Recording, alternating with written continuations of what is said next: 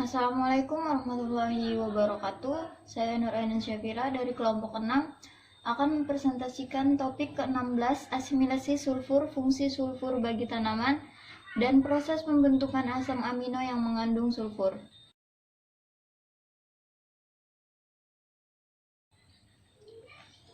Belerang atau sulfur adalah unsur kimia dalam bentuk non-metal yang tak berasa, tak berbau, dan multivalen. Pentingnya belerang sebagai unsur hara telah disadari sejak lebih dari 1 abad lampau.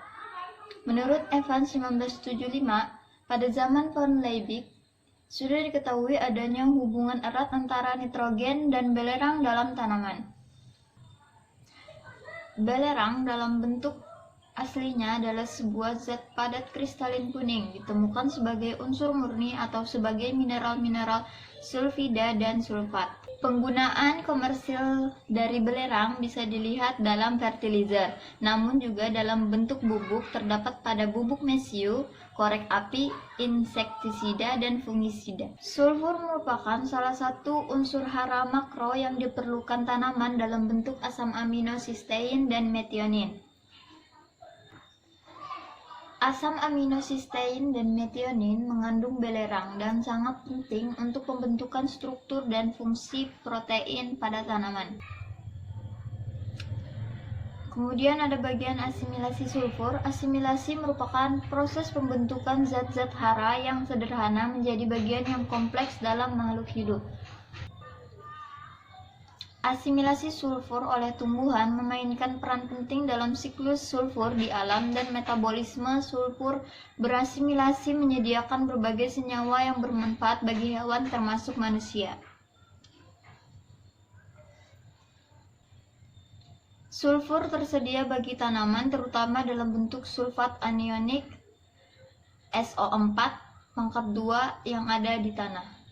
Reduksi sulfat berlangsung di akar maupun di batang tumbuhan, tapi sebagian besar belerang diangkut melalui silem ke daun dalam bentuk SO4 pangkat 2 non-reduksi. Kemudian sebagian besar diangkut kembali ke akar dan bagian lainnya melewati floem, baik dalam bentuk SO4 pangkat 2 maupun senyawa belerang organik. Sama halnya seperti reduksi yang terjadi pada NO3 dan CO2, reduksi sulfat menjadi sulfit juga memerlukan energi. Energi yang diperlukan adalah SO4 pangkat 2 plus ATP plus 8 elektron plus 3H menjadi S2 plus 4H2O plus AMP plus PPI.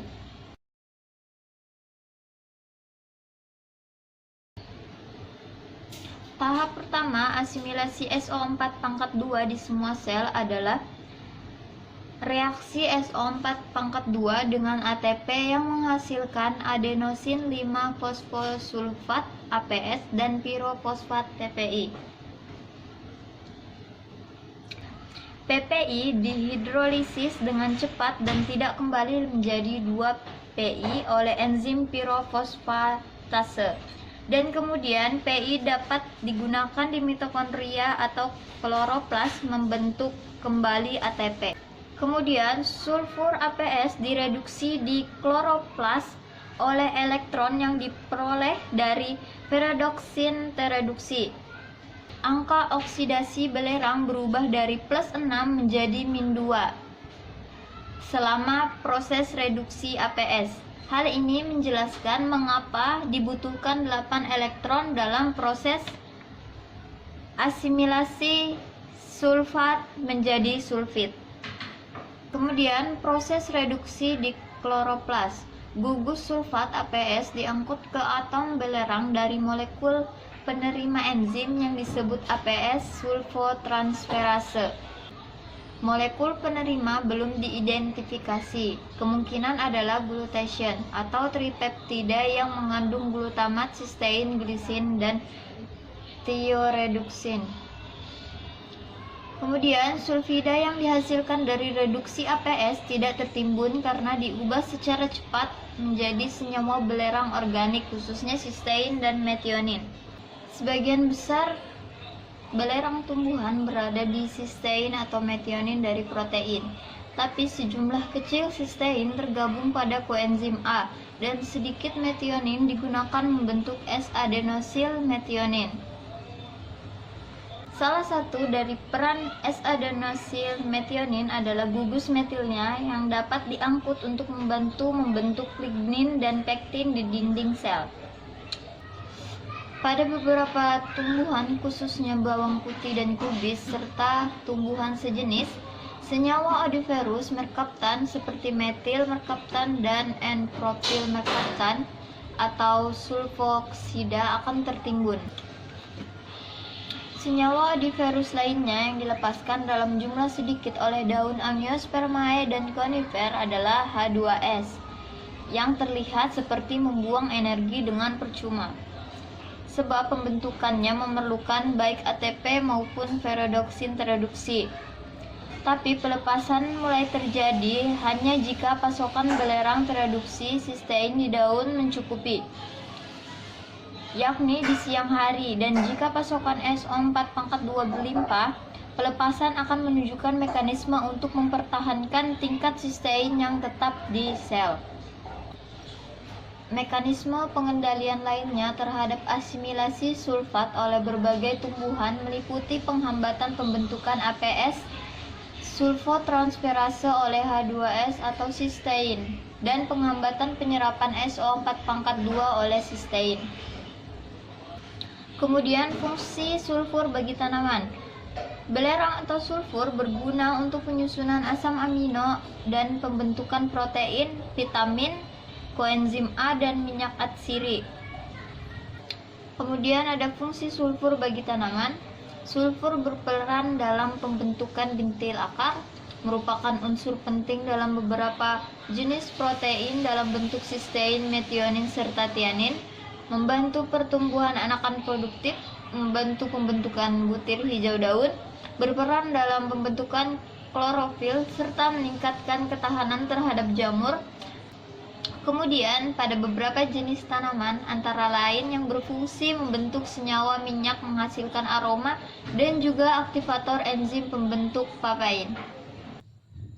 Kebutuhan sulfur dalam tanaman padi. Sulfur pada padi diperlukan untuk sintesis asam amino sistein, metionin, dan tiamin, yang selanjutnya akan membentuk protein. Selain itu, sulfur juga sangat membantu dalam perkembangan pucuk dan anakan. Padi sawah yang mengalami kekurangan sulfur umumnya lebih panjang dengan presentasi kehampaan gabah. Kekurangan sulfur akan menghambat sintesis protein yang mengakibatkan terjadinya akumulasi asam amino yang tidak mengandung sulfur di dalam tanaman.